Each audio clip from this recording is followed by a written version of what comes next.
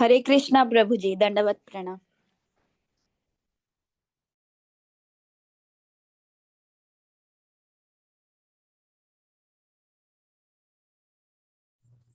हरे कृष्ण प्रभु जी, दंडवत प्रणाम। हरे कृष्ण everyone.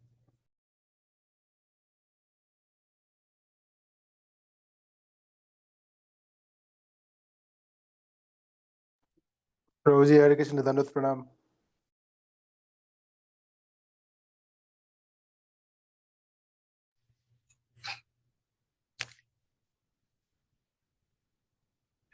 दंडवत प्रणाम प्रभु जी, माता जी, हरे Krishna.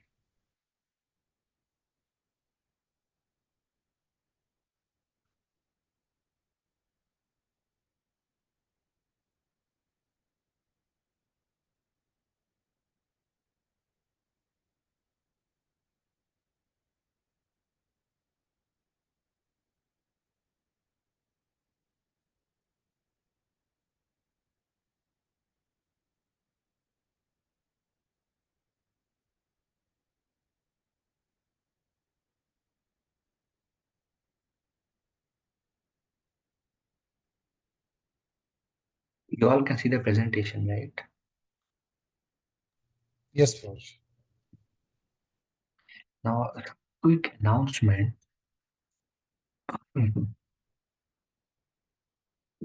We have some assignment due now.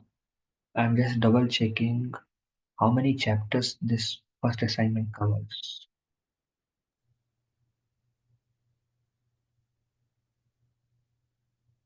Prabhu ji, did you give any assignments? No, I'm just announcing now Okay. that we will release. Yeah, I haven't given anything.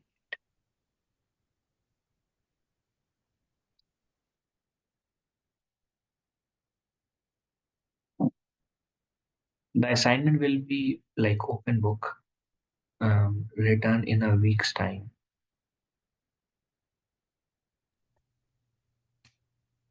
Yes, Prabhu ji, we can do it. I can. I'm just sharing how many. Okay, so I will give an assignment, which will. We are on 7 chapter today, right? Yes. Yeah. Okay. So I will give the first assignment, which cover chapter 1 to 4. I'll probably release it tomorrow. And then second assignment I will release next week, which cover chapter 5 to 8. So at least till 8 chapters we will be good. Does it sounds good? They're very simple assignments.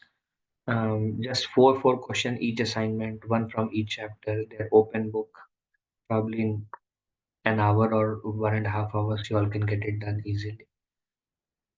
But that also helps to keep track of our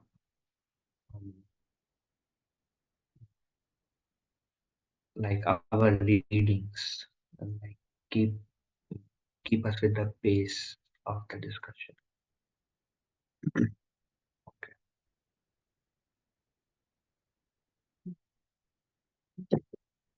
Om Agyantimirandhasya Gyananjana Shalakaya Chakshurumilitam Yena Tasmai Shri Guru Shri Chaitanya Manobhishtam Sthapitam Yena Bhutale Swayam Rupa Kadamani Dadati Swapadati Vandeham Shri Guru Shri Utapadatam Shri Guru Vaishnavamsha Shri Rupam Sagrajatam Sahagana Raghunathanvitam Tam Sajiv Sadvaitam Savadutam Parijana Sahitam Krishna Chaitanya Devam Shri Radha Krishna Padan Sahagana Lalita Shri Vishakhan Vitamscha He Krishna Karuna Sindhu Dina Bandhu Jagatpate Gopesha Gopika Kanta Radha Kanta Namostute Tapta Kanchana Gaurangi Radhe Vrindavaneshwari Vrishabhanusute Devi Pranamami Hari Priye Vanchakalpatarubhyasya Kripa Sindhuve Evacha Patitanam Pavanebhyo Vaishnavebhyo Namo Namah Namo Vishnu Padaya Krishna Prishtaya Bhutale Srimate Bhakti Vedanta Swami Niti Namine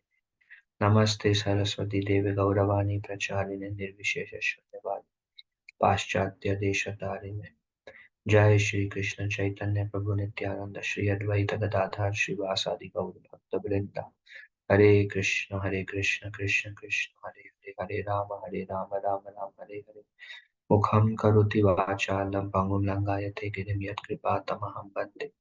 Shri Gurun Dina Tarinam Paramananda Madhavam Shri Chaitanya.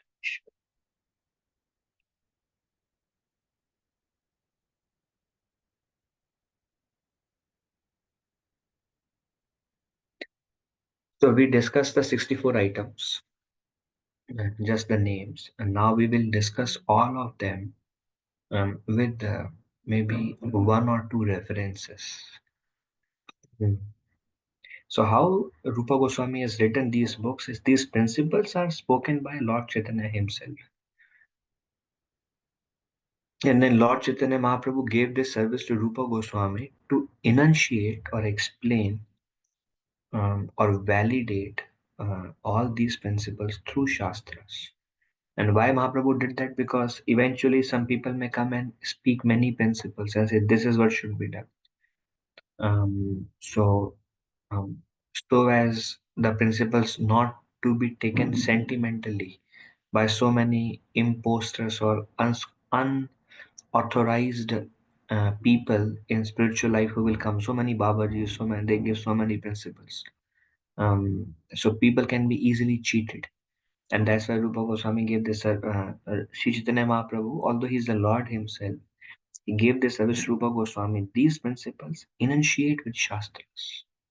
So Rupa Goswami wrote, and he is spending he's like almost like 7 to 8 chapters. Rupa Goswami is elaborating based on Shastra all the 64 items.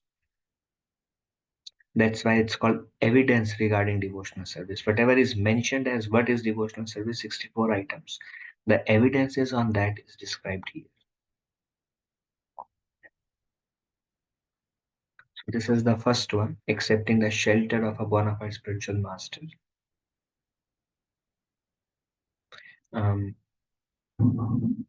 So this is a conversation between Nav Yogendras and Maharaj Nimi. So those who don't know Nav Yogendras, as you see in a picture, they are 9, first of all. They are flying and coming from the air. And everybody is like very honored to receive them. They are all 9 brothers. They are son of Lord Rishabdev. Rishabdev is an incarnation of Krishna, Lord Rishabdev. He had 100 sons. One of the son of Lord Rishabdev was Maharaj Bharat, who became a deer in the next life and took over. Rishabdev was the king.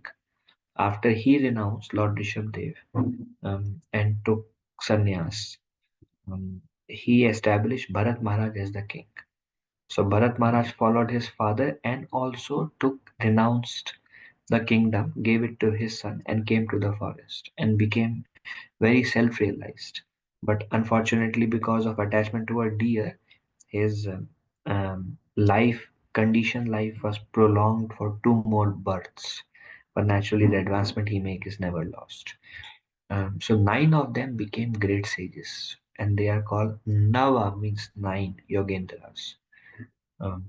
And they are like Narada Muni, who goes like if we see from Bhagavad Gita also, the knowledge was transferred through kings, and if the king becomes a devotee, then all the praja will follow because everybody listens to the king. um, so Maharaj Nimi had these questions about self-realization, God, how to attain God, what do I do, how can I make spiritual progress. So when these sages like Narad Muni also, wherever there is inquisitiveness in somebody, Narad Muni goes to help them. Today morning we were discussing Dhruva Maharaj was inquisitive. He wanted to find Vishnu.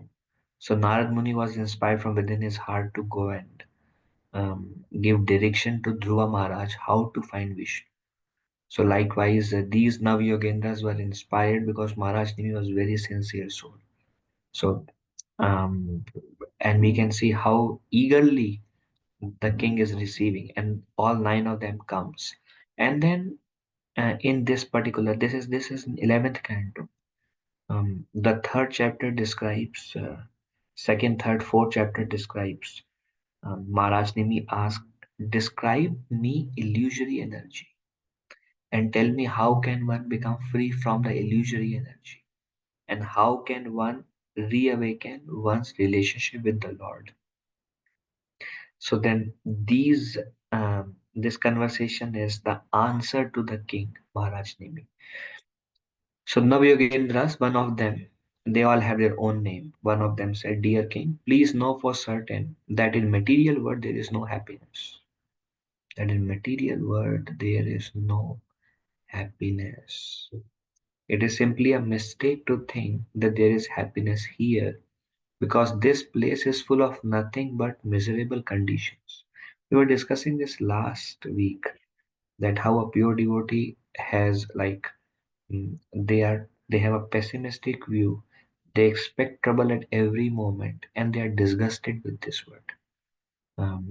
And this is Navyogendra. We can see that how convinced they are, and how they find no pleasure here, and how they have realized the true nature of this material world as what Krishna describes as dukhale. It's full of dukh, mm, um, ocean of faults and full of dukkha and misery. So they are giving that conviction to the king. It is simply a mistake to think that there is happiness here, because that's what illusion means. Illusion means Maya. Prabhupada says, Ma means not. Maya means that which is not. Illusion means I feel there is happiness here, but it is simply a cause of anxiety and trouble. But it feels like there is happiness here. So the Navyoginda is telling it's simply a mistake to think that there is happiness here. Why? Because this place is nothing but full of miserable conditions.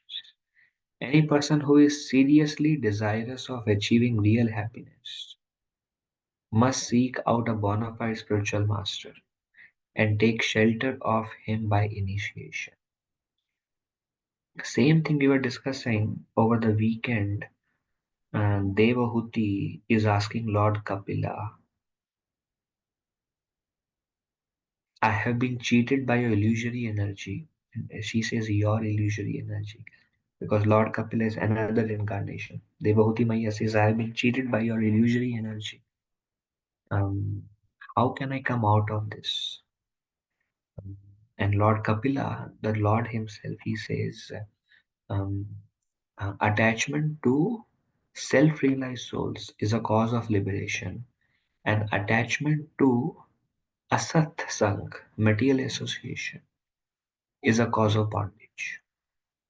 And then he says, what are the characteristics of self-realized souls? Very, very nice verses. What are the primary characteristics of sadhus? What is the secondary characteristics of sadhus? That comes in third kind. But same principle is Dhruv Maharaj, he wanted to find Lord. He doesn't know where to find. Then when he had a spiritual master, then he was guided by a spiritual master, and through that Dhruv Maharaj found Vishnu. King Nimi is clueless. When he was guided by Navyogendras, he found the Lord. He became self-realized. Dhruv and our Devahuti is clueless. But by the association of Lord Kapila and the guidance of Lord Kapila, she understood what needs to be done, what needs not to be done. Likewise, there is King Prachini Bari, clueless. Then he met Narada Muni, and he was like, oh, this is what life is about, God guidance. So one who is seriously desirous of achieving real happiness must seek out a bona fide spiritual master, take shelter of him by initiation.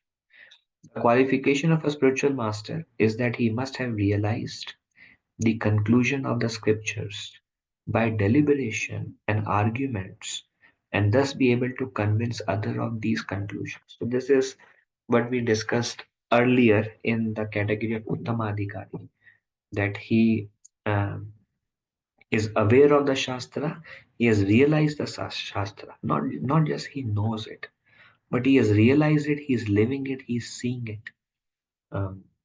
He himself is free from this material world. He knows, like these Navyogendras are naturally the example. They know the nature of this world. They are free from any attachment and attraction and repulsion from this world. And they want to help anyone and everyone to attain that also. So that's the qualification of spiritual master. He must have realized. Um, we may speak, but how much is our realization is maybe different for all of us. But very rare to find those pure devotees who have realized the conclusion of the scriptures by deliberation. They deliberate it. They can argue. They can defeat in a positive way, that they can convince others of these conclusions, and they themselves are convinced, realized.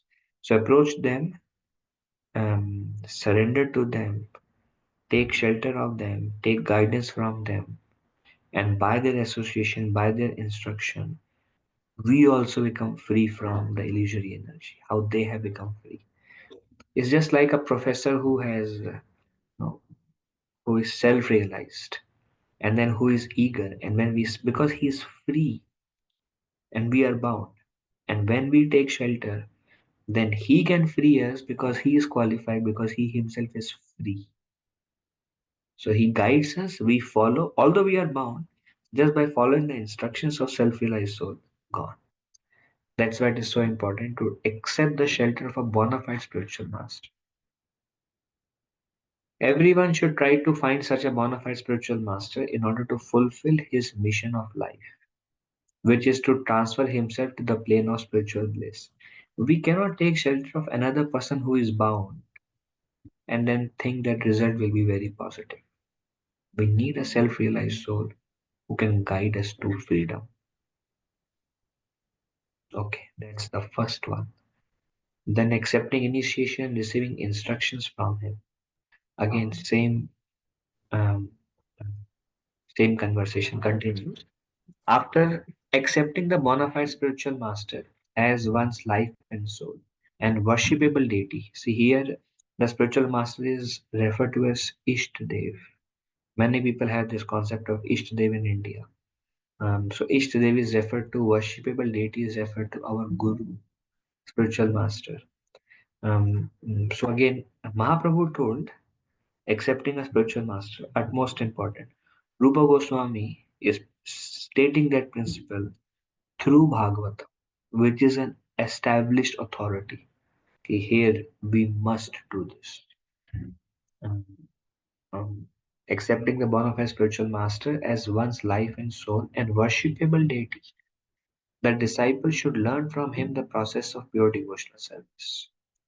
The Supreme Personality of Godhead Hari, the soul of all souls, is inclined to give himself to his pure devotees. Therefore, the disciple should learn from the spiritual masters to serve the Lord without duplicity, and in such a faithful and favorable way that the Supreme Lord, being satisfied, will offer himself to the faithful disciple.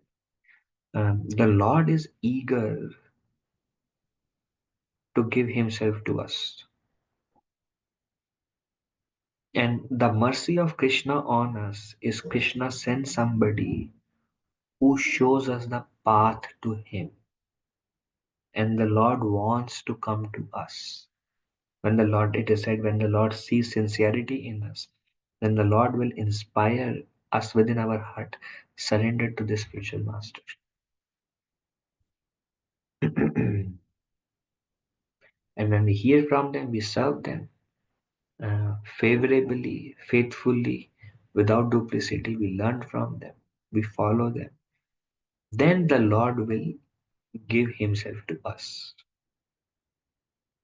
So take shelter, take instruction, basically approach a spiritual master, surrender to him, accept initiation, and receive instruction and follow them.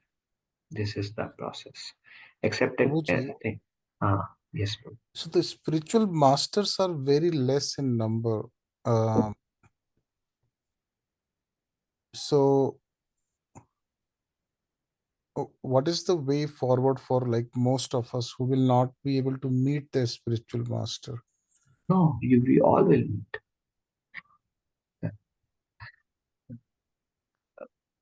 Anyone who is sincere will meet a spiritual master by the mercy of Lord Krishna, will get guidance, and will become free. That is how Krishna helps us. Saraswati Thakur says, when Krishna wants, we are fallen souls. We are conditioned souls.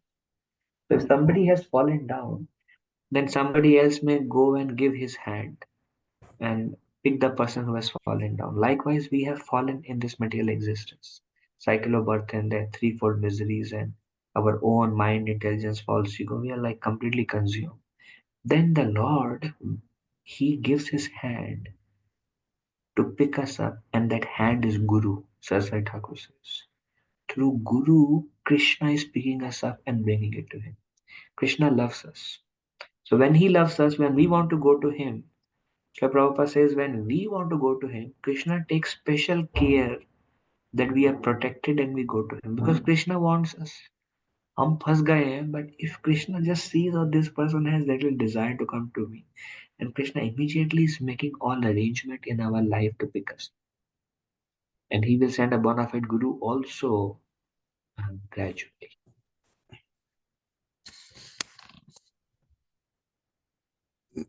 Yes, Prabhuji, I think the messaging is that you should strive to get the spiritual master, right? Otherwise, if you just keep on practicing without the spiritual master, you will not be able to make the connection with the Lord. Means the true connection And in that sense. Like he will be able to expedite the whole process with his mercy. yes, Prabhu, definitely. Because spiritual master has the mercy of Lord Harina, and Lord Hari is bound by him. So when he prays or when he desires, the process will become much easier and faster. Definitely. Yes, thank you, Prabhuji. Thank you. Okay. The instruction continues further. How should we see our spiritual master? As Ishtadev, it is said, Krishna helps us from within and from without. Because Krishna is so eager that we go to Him. From within, He guides us as Paramatma. From outside, He guides us as Guru, spiritual master. And that's why both spiritual master, Paramatma, both are manifestation. One is internal manifestation is Paramatma, external manifestation is Guru. Um, so one should see one spiritual master as good as Krishna. Sri Prabhupada says he is not Krishna. To say that he is Krishna is like actually Mayavad philosophy. So he is not Krishna, but he is a representative of Krishna, and he should be served as good as Krishna. Haritva, Sakshad Haritva. He has all the qualities of Krishna. He is as transcendental as Krishna. Just like Krishna is beyond the three modes, he is beyond the three modes. He has nothing to do here. He is not attracted to anything here. He's completely absorbed in Krishna. He is just here to help us attain that state, and he should be worshipped like that. Krishna speaks internally through Paramatma and externally through Guru and Shastra. What should be mood? What should be our mood to our spiritual master? Dasya Bhav, great respect and veneration. With Krishna, we can have even Sakhya, Vatsalya, Madhurya, so many relationships one can have. But with the spiritual master, only Dasya. It's like servant. Great respect. What should be our dealing with spiritual master? Hear from them and sharing the message with others. That will elevate us to serving and loving Krishna. We hear from him and then we serve him, because his main desire, if you see the main desire of Srila Prabhupada, main desire Saraswati Thakur, Bhakti Thakur, the Goswamis, Sri Chaitanya Mahaprabhu, Nityananda Prabhu, Advaita Acharya, Lord Krishna, the main desire of all these, our complete parampara, is everyone may be delivered. Everyone is like, it's a society, it's like a place where everyone is lost.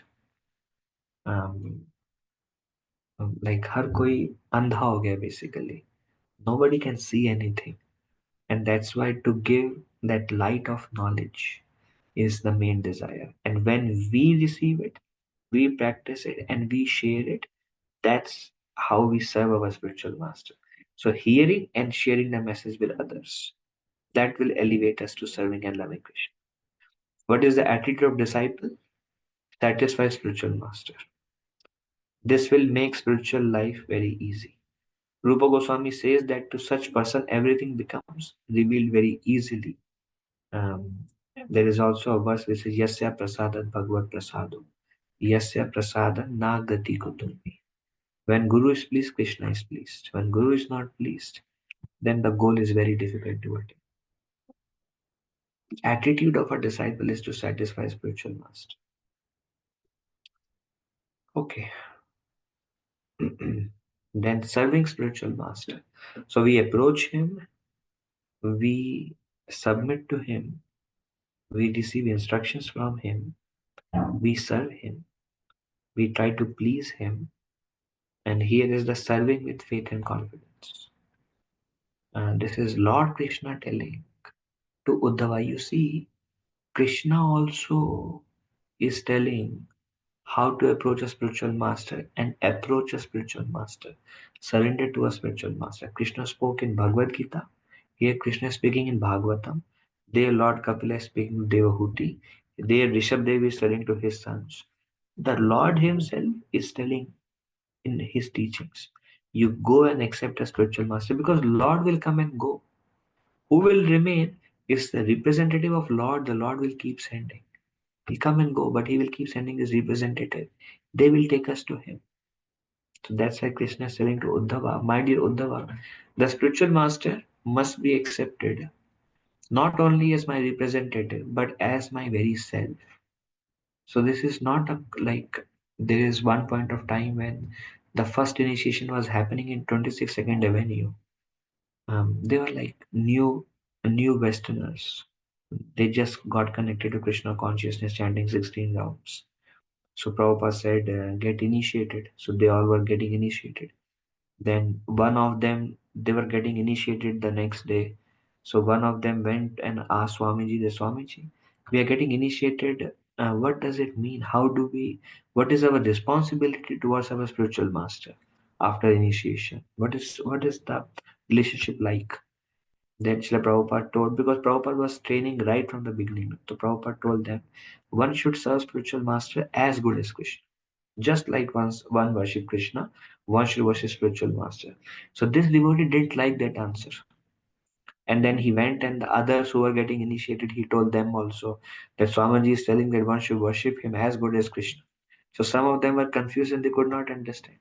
Because Prabhupada is like telling from scratch what the Vedic principle is. Prabhupada does not want any worship. Prabhupada only mood is to serve his Guru Maharaj. He has come on the order of his Guru Maharaj. But then he is telling the teachings. This is what needs to be done. And here we see Lord Krishna himself is telling Uddhav. Now, Krishna is there with Uddhav. But still he is telling Uddhav to accept a spiritual master.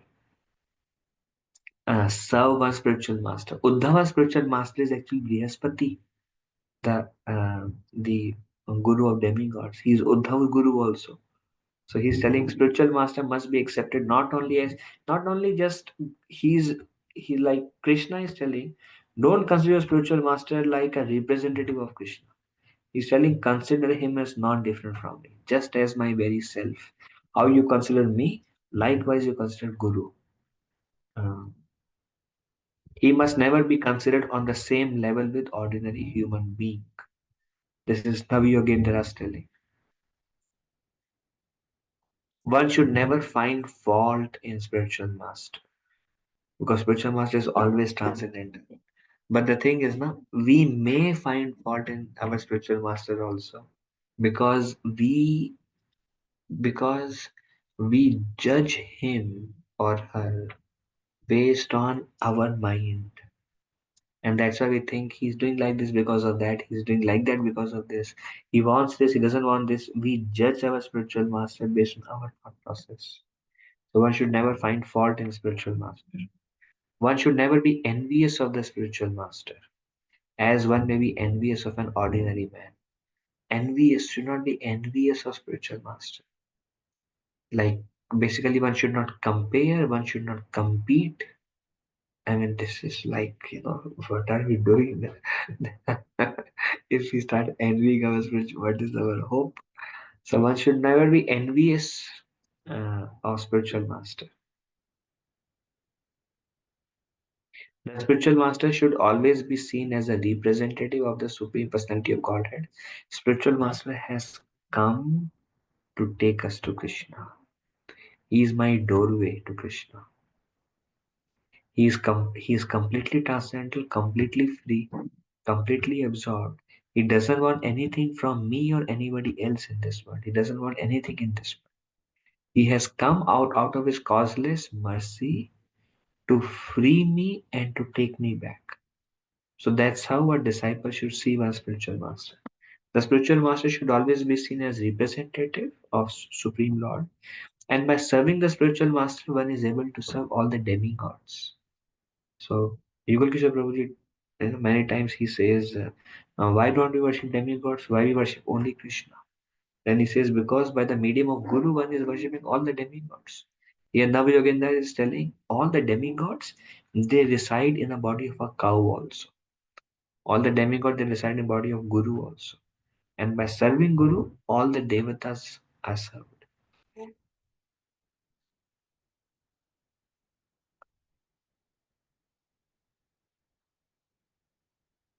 Okay, so those were the first three, which is approach, submit, take instruction, get initiation, follow his instruction, serve him, faith, and how to see him, and why we need him. So these are few things. Okay, now following in the footsteps of saintly person. In the Skanda Puranam, it is said that the best way is the path that has been followed without effort by the previous ages, and following which they attain the Lord himself. That is the path that is free from all kinds of ills of life and is the source of real success. So, what do we get from it? Is said the sadhus. The sadhus are walking scriptures. One can understand Shastra by observing a sadhu. How sadhu behaves, how the saintly people behave in different circumstances. By that, we can understand what Shastra says. They are living scriptures, and by following them, see, even if one doesn't know scriptures, if one follow what sadhu is doing, through that one is following scriptures because they are living scriptures. So Skanda Purana says best way is the path that has been followed without effort by the previous ages, and following which they attained the Lord himself, whatever they did, and they attained Krishna. So you do what they have done, you will also attain Krishna. And our whole ISKCON parampara is following what Mahaprabhu did, what the Goswamis did, what our Srila Prabhupada Saraswati Thakur, our spiritual master are doing, we do the same thing. This is by following them, by following which they attain the Lord himself. That is the path that is free from all kind of ills of life and is the source of great real success. If you do what they are doing, follow them. How they are successful, real success, we will attain real success also. So that is what is said is following in the footsteps of saintly persons. How they chanted, how they shared the message, how many different austerities they performed, how they read what they read, how they served, what was their life, what was their consciousness, what are their songs, how they would think, how they would deal in certain situations, circumstances, their consciousness.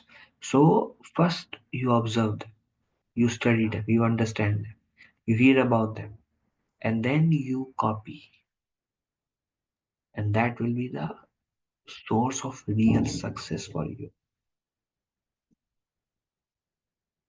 Hare Krishna. It's a Yes.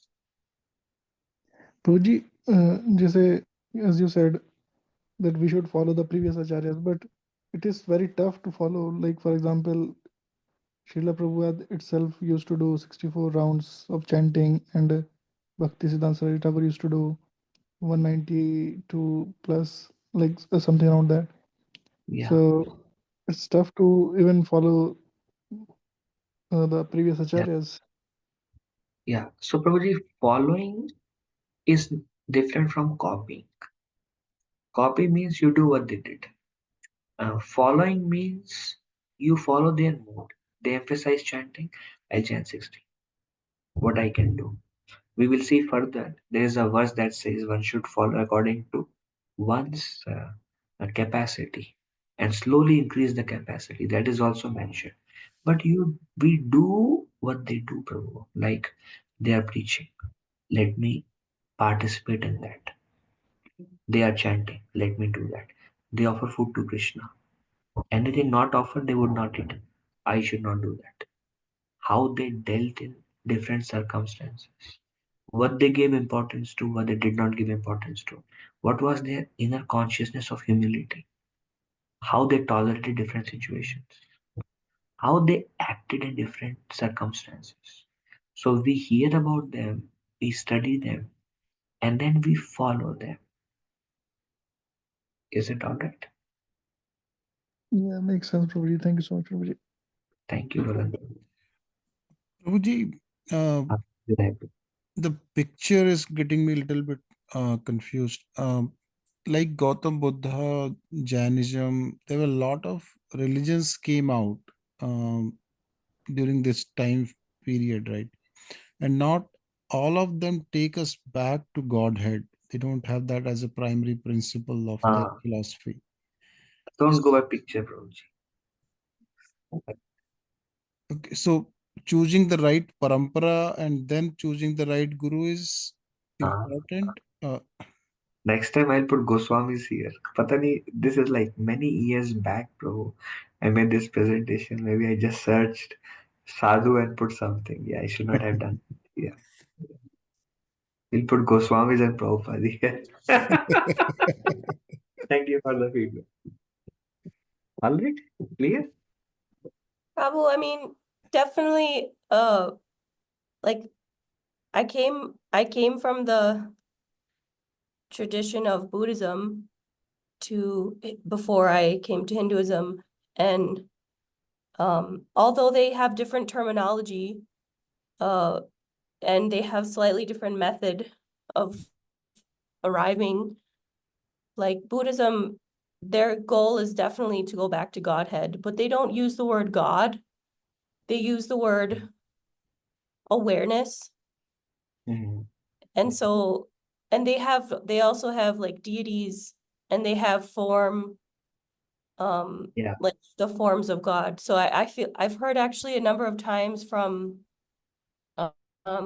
not our temple necessarily, but like other ISKCON temples, that they think that that Buddhists are like atheists, and they say that, I've heard certain like ISKCON leaders call like Buddhists like Mayavadis and atheists, and it like hurts my feelings really bad because I like have studied and practiced in that tradition, and they have so much bhakti and so much, like their path is very true and very clear to go back. Like they're trying to go to the same place of pure devotion and pure love and pure awareness that we are. So like that's what I just wanted to say that.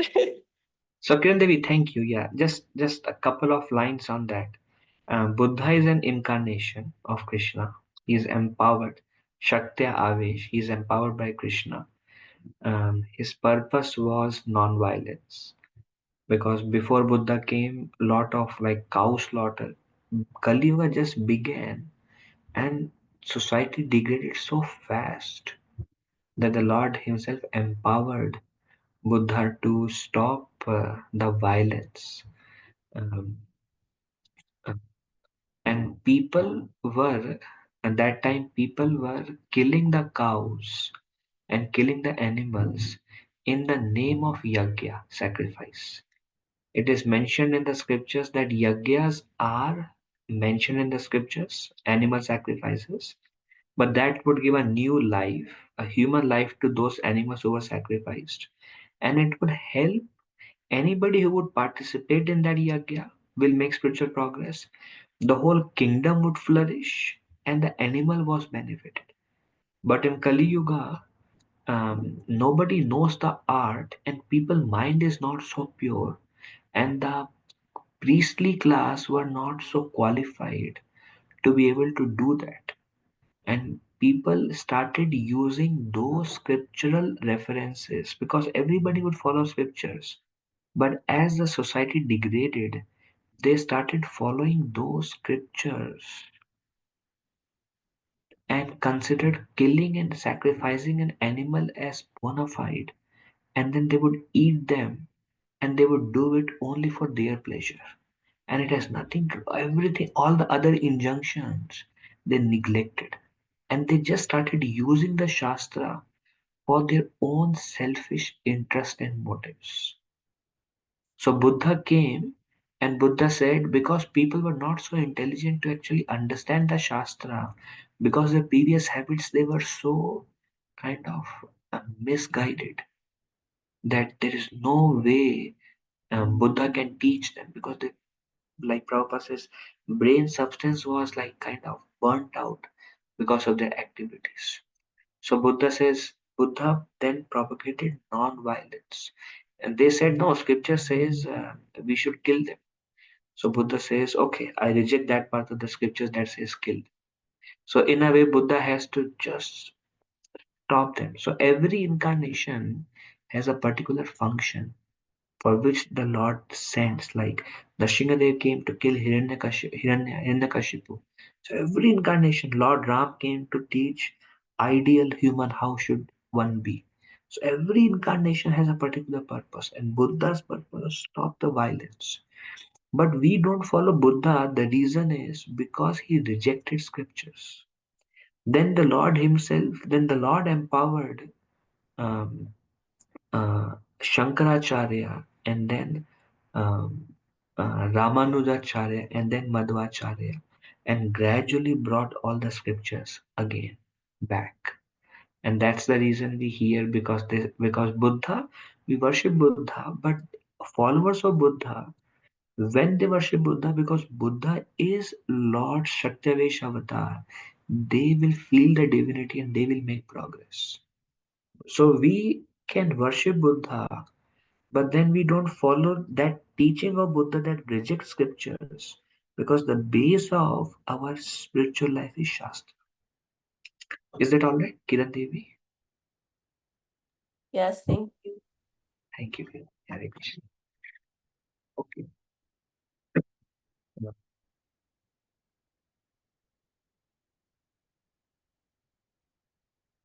Following um, saints, because they are walking scriptures. If someone wants to pose himself as a great devotee without following the authorities of the revealed scriptures, then his activities will never help him make progress in devotional service. Instead, he will simply create disturbance for the sincere students of devotional service. Actually, this is what we were just discussing just before that. If someone wants to pose himself a great devotee without following the authorities of the revealed scripture, I am pure soul, I am God's devotee, pure devotee. And then the conduct is not what scripture says. They pose themselves as if they are the great souls, but then they are breaking the principles which are mentioned in scriptures. So if someone wants to pose himself as a great devotee without following the authorities of the revealed scriptures, then his activities will never help him make progress in devotion. They are obstructions in one's progress. Instead, he will simply create disturbances for the sincere students of devotional service. This is from Brahma Yamala Puran. Like those who actually want to make progress, these people will create disturbance in their life, because they will think, oh, this is a great saintly person. but then they themselves, but these people who pose themselves as great devotees, they go against scriptures. Others who want to make progress, once they follow them, so it creates a disturbance in the entire spiritual society. So it says, um, um, such people simply create disturbance for sincere students of devotional service.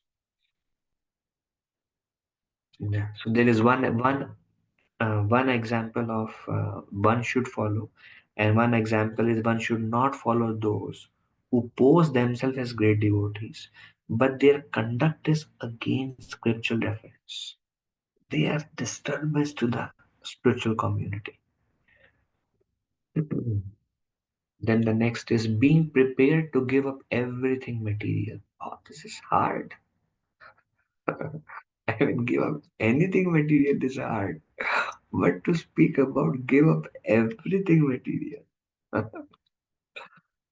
In the Padma Purana, it is stated, thou hast sacrificed everything, all objects of pleasure, time after time, for the sake of Lord Krishna.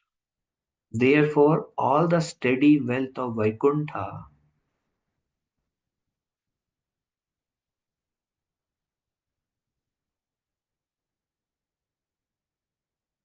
Lakshmi, who is unsteady in this earth but permanent and progressive in the realm of the Lord, awaits thee. Therefore, all the wealth of Vaikuntha awaits you. You are eligible to be received by Lakshmi herself in Vaikuntha. So, Padma Puran, there is a conversation. I'm not sure. This conversation is between whom and who, but it says that you have sacrificed everything, all objects of pleasure, time after time, for the sake of Sri Krishna. Therefore, all the steady wealth of Vaikuntha awaits you. Wow, that's like sacrificing in this world to give priority to Krishna. I sacrifice this, I sacrifice this, sacrifice this because I want Krishna, Krishna, Krishna.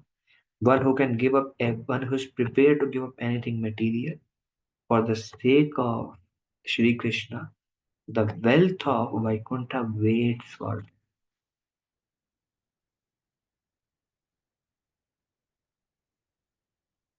residing in a sacred place.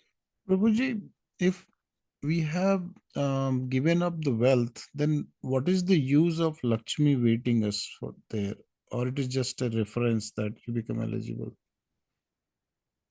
Yeah, it's the wealth is like there is no paper notes, no dollars or rupees there.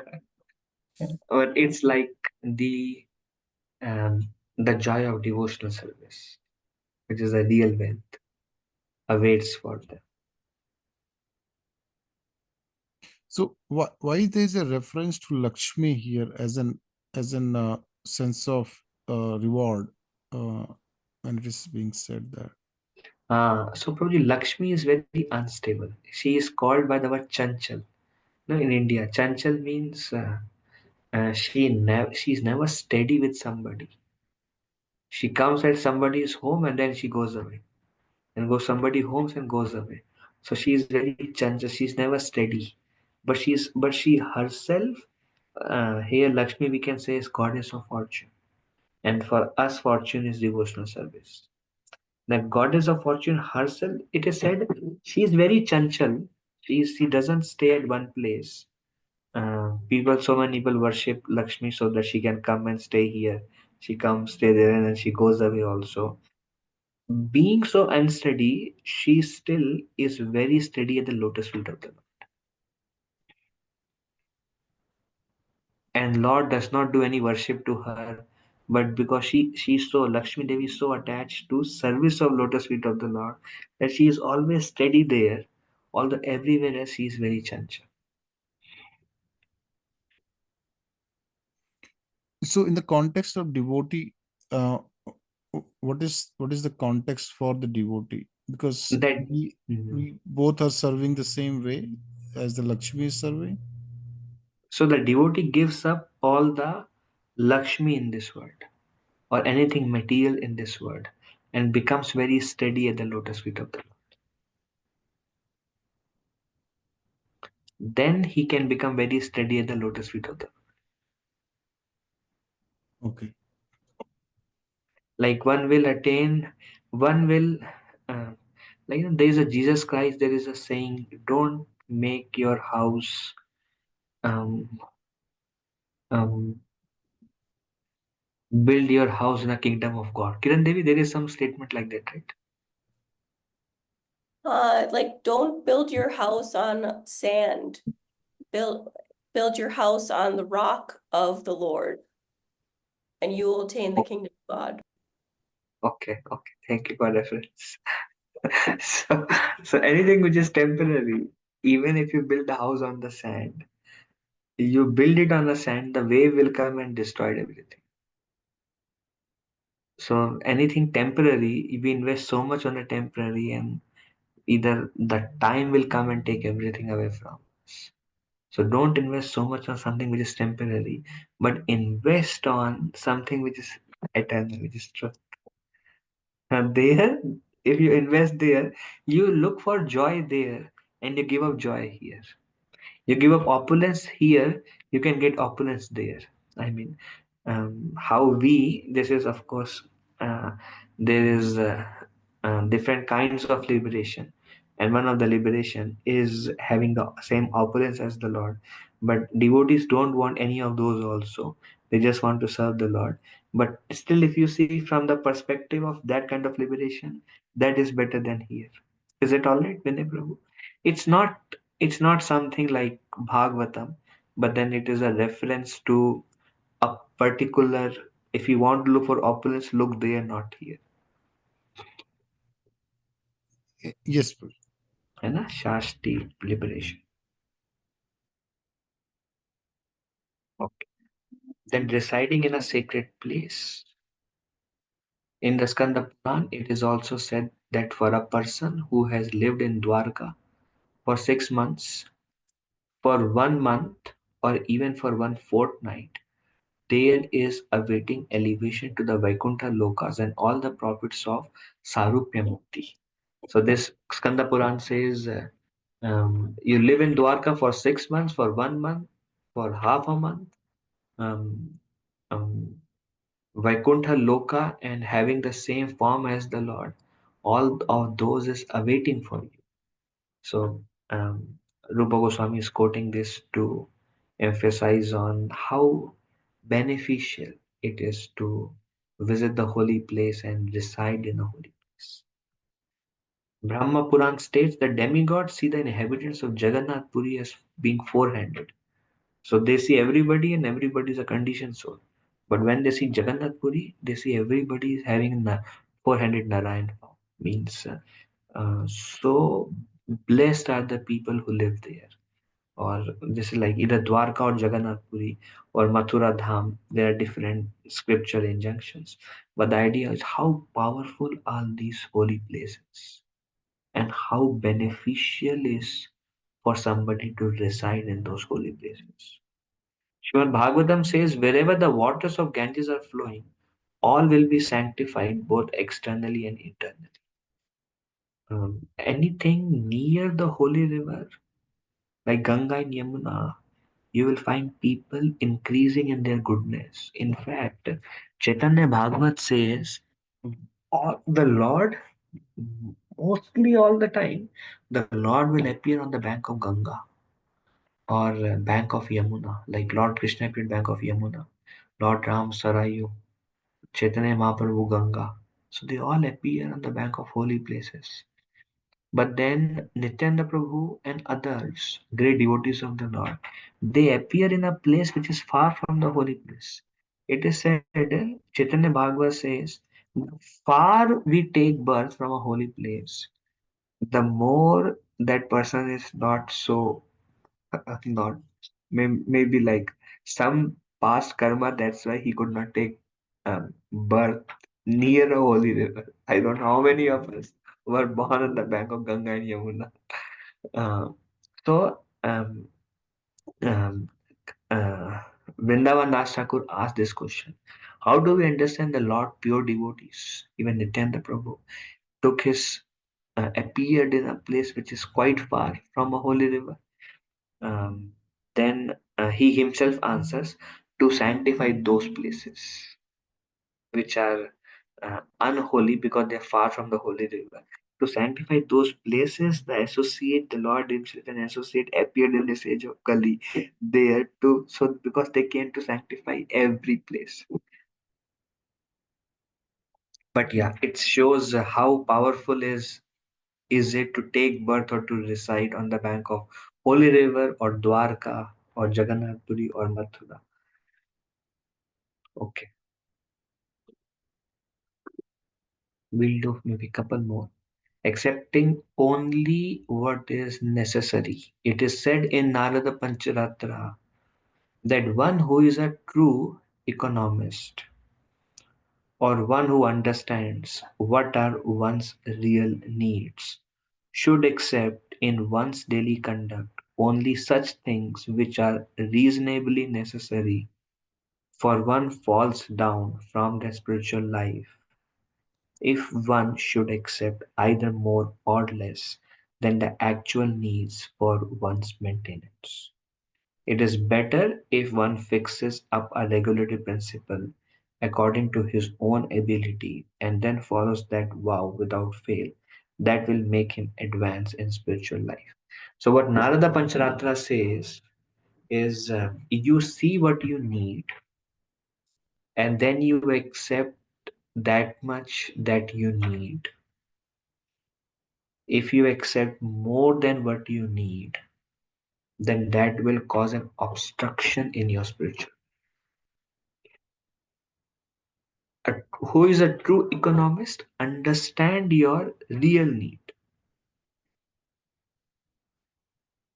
and accept whatever is reasonably necessary for your real needs. If one accepts more or less, then one falls down from spiritual life. Like Lord Krishna also says, na, don't eat too much, don't eat too little. Don't sleep too much, don't sleep too little. So whatever is necessary, accept that. Very good. If we accept more or we accept less, it will cause disturbance in our spiritual life. The second paragraph is like what I was talking, what Gagan Prabhu asked question. It is better one fixes up a regulated principle according to his own ability. How many rounds I can chant, how much I can read, what all I can follow. Based on our ability, fix your sadhana. And then follow that vow without fail. Whatever you fix, follow it. And then as you become comfortable with your current vow, gradually you can increase, make that as your next principle of your life and follow that without fail. After some time, increase, make that as your next vow, follow it without fail. That will help one advance in spiritual life.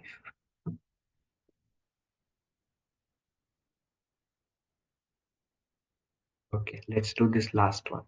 Fasting on Ekadashis. It is stated in the Brahma Vaivarta Puranam that observance of fast on the Ekadashi day, the 11th day of a lunar fortnight, dark or bright. So basically 11th day from full moon, 11th day from new moon.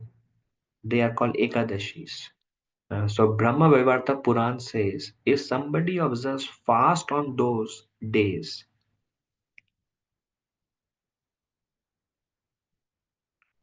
destroys all their sins, offers limitless piety and virtues, and make them remember Lord Govinda. The real reason for observing fasting on Ekadashi is to minimize the demands of the body and to engage our time in the service of the Lord by chanting or performing similar service. The best thing to do on fasting days is to remember the pastimes of Govinda and to hear his holy name constantly. So idea is to reduce the bodily needs. Usually few hours goes in cooking, so many hours at work. so many hours, maybe going out somewhere, doing so many activities which may give joy, which may be comfortable. So Ekadashi is a day of austerity. So Ekadashi is a day which is very pleasing to Lord. Ekadashi is a day where every sadhana is way, way, way more than any other day. These are um, like uh, um, like lot of mercy available on these days for very minimal effort. So those who are serious about spiritual life use these days, take full advantage of these days. That's why reduce the bodily needs, or or whatever work is minimum required on that day, whatever can be avoided. Even it is said, don't shave on Ekadashi, don't cut hairs, don't shave beard, don't cut nails. There are so many instructions. Don't buy things. Don't, I mean, regular for our daily use, not for temple purposes. Don't do any of these things. Why? Minimize those needs and use that time gain from physical activities and use it to worship Govinda, hear the name of Govinda, chant the name of Govinda, hear the pastimes of Govinda, remember the pastime of Govinda, and just serve Govinda. That is all very, very beneficial. Srila Prabhupada, there is one spiritual master, Gopal Krishna Maharaj. Maharaj recently passed away from this world. So Maharaj would say 16 rounds minimum every day on Ekadashi 24. Maharaj would take that vow.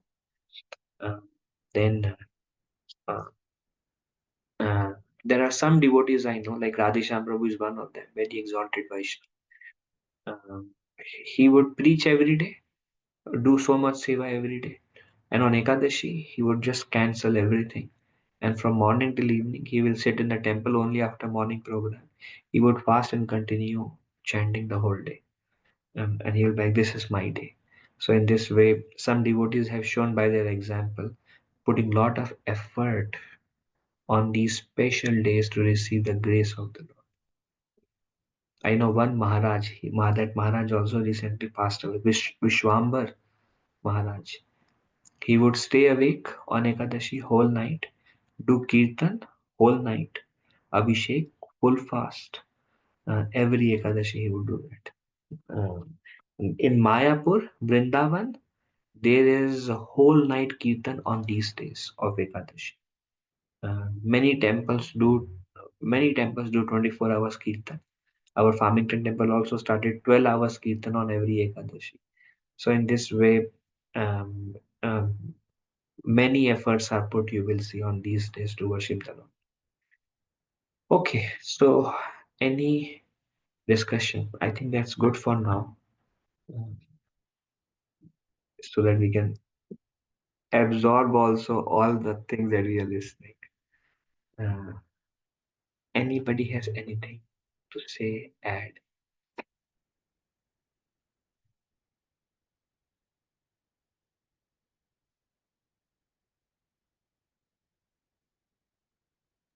Hare Krishna, Puji, I want to ask about the next assignment and the exam. Okay, so probably assignment we will release tomorrow. That assignment will be from chapter 1 to 4. Right now we are on chapter 7. Tomorrow also we will do 7th only. And then next week, because some of these chapters are dense, because so many verses and so many nice, wonderful discussions are there. Um, um, Second assignment we will release probably after 2 weeks. The assignment is open book, only 4 questions. You read, you don't need to prepare, and then you read the question, you find the answer. It's kind of a very good revision of what we have read. And then submit within a week's time. Exam will be only one. Exam will be at the end of the entire Nectar of Devotion course, but assignment will come every 4 chapters. Okay, Prabhuji. Thank you. Thank you, Prabhuji. Anybody else has any other question for today? Hare Krishna, Prabhuji. Dandapranam, all glories to Srila Prabhupada. Prabhuji, I was reading the book and I did not find any verses there. So it's like, I was reading it from Veda base. So, like, we quote so many verses, right? Like, I heard so many devotees quoting verses from Bhakti Rasamrita Sindhu. So, I was just curious, like. Oh, yeah. So whatever we discussed is actually from a Nectar of Devotion. But many times we see Sanskrit verses quoted. So those are Rupa Goswami wrote it in Sanskrit. It's called Bhakti Rasamrita Sindhu. It's in a verse to verse form. It's chapter wise, but it's verse to verse. For example, chapter 1 Bhagavad Gita, these many verses. Chapter 2 Bhagavad Gita, these many verses. Likewise, all these chapters, verse by verse, is written by Rupa Goswami. And then Srila Prabhupada has translated all of them. And Prabhupada did not write it in the form of number 1, number 2, number 3, number 4. Just like how Prabhupada write other books is verse and then translation, verse and translation, verse and translation. Srila Prabhupada just wrote all that translation together in the form of like paragraph, one after another after another. So whatever verses you hear, it's one of those translation Prabhupada has already translated. Is that all right? Yes, Prabhuji. So if I want to know the verses, I will have to go to the Bhakti Rasamrita Sindhu. Then I will get those verses. Those verses. And those translations are by Prabhupada in Nectar of Devotion. Yes. Thank you, Prabhuji. Thank you. So Prabhupada call it Nectar of Devotion as a summary study, Prabhupada says, of Bhakti Rasamrita Sindhu. Summarizing each and every point of Rupa Goswami is there in it. Prabhupada has given everything. It's there in that, but it's just in simple English form for the sake of readability and understanding. Got it, Prabhuji. Thank you so much. Thank you, Sarita Mataji. Any other devotee has anything for me today?